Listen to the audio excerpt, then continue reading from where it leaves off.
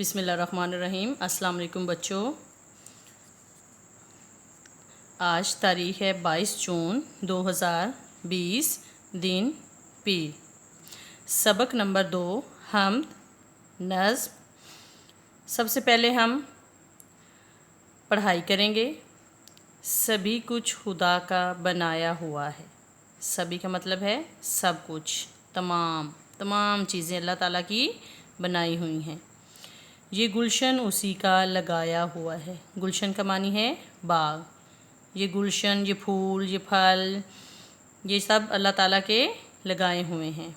یہ خوش رنگ پھول، خوش رنگ، اچھے رنگوں والے، اور پھل پیارے پیارے، اچھے۔ یہ خوش رنگ پھول اور پھل پیارے۔ یہ دن اور سورج، یہ چاند اور تارے۔ یہ خوش رنگ پھول، پھل، یہ دن، سورج، چاند اور تارے سب اللہ تعالیٰ نے بنائے ہیں۔ اب ہم املا پڑھیں گے۔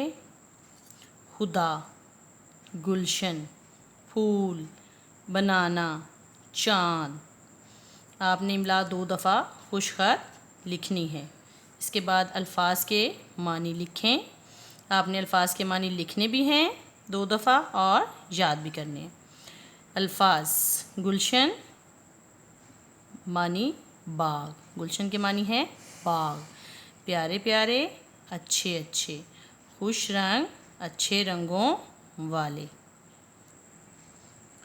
خدا، اللہ تعالی، سبھی، سب کچھ۔